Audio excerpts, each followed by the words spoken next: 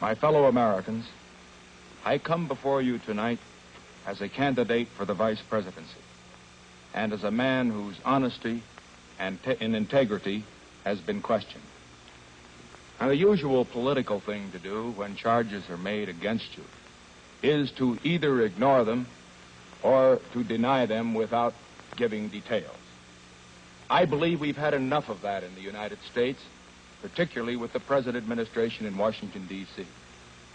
To me, the office of the Vice Presidency of the United States is a great office, and I feel that the people have got to have confidence in the integrity of the men who run for that office and who might obtain it. I have a theory, too, that the best and only answer to a smear or to an honest misunderstanding of the facts is to tell the truth.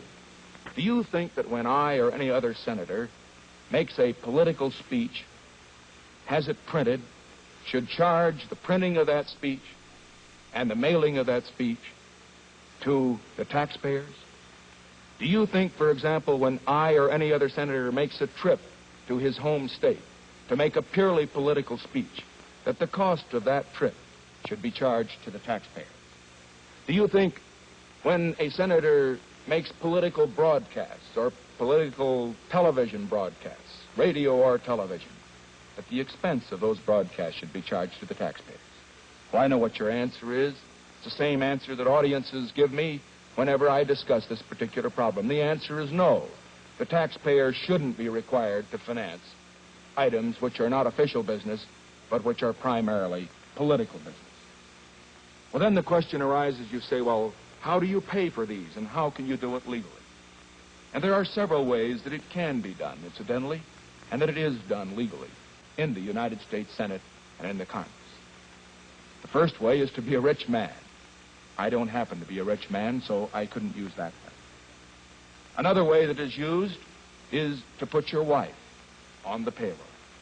Let me say, incidentally, that my opponent, my opposite number for the vice presidency of the Democratic ticket, does have his wife on the payroll and has had her on his payroll for the past 10 years. Now, just let me say this. That's his business, and I'm not critical of him for doing that. You will have to pass judgment on that particular point. But I have never done that for this reason.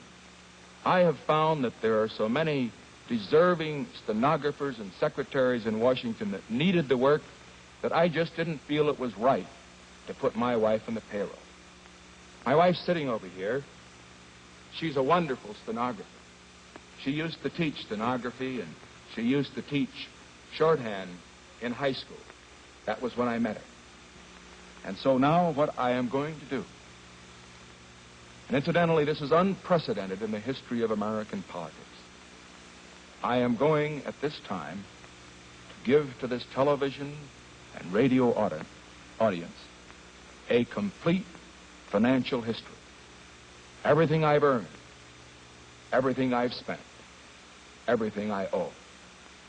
And I want you to know, first of all, I've had my salary as a congressman and as a senator. Second, I have received a total in this past 6 years of $1,600 from estates which were in my law firm at the time that I severed my connection with it. And incidentally, as I said before, I have not engaged in any legal practice and have not accepted any fees from business that came into the firm after I went into politics. I have made an average of approximately $1,500 a year from non-political speaking engagements and lectures. And then, fortunately, we've inherited a little money. Pat sold her interest in her father's estate for $3,000, and I inherited $1,500 from my grandfather. We lived rather modestly.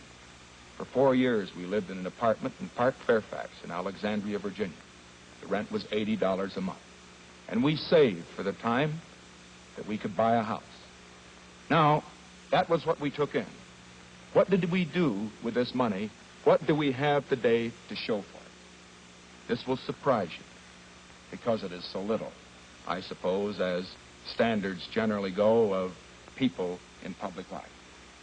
First of all, we've got a house in Washington which cost $41,000 and in which we owe $20,000.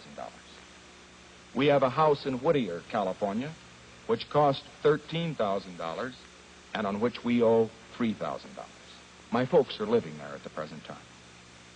I have just $4,000 in life insurance, plus my GI policy, which I've never been able to convert and which will run out in 2 years. I have no life insurance whatever on Pat.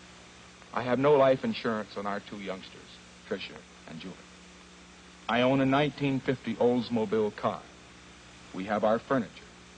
We have no stocks and bonds of any type. We have no interest of any kind, direct or indirect, in any business. Now, that's what we have. What do we owe? Well, in addition to the mortgage, the $20,000 mortgage on the house in Washington, the $10,000 one on the house in Whittier, I owe $4,500 to the Riggs Bank in Washington, D.C., with interest at 4.5%. I owe $3,500 to my parents, and the interest on that loan, which I pay regularly because it's the part of the savings they made through the years they were working so hard, I pay regularly 4% interest. And then I have a $500 loan, which I have on my life insurance.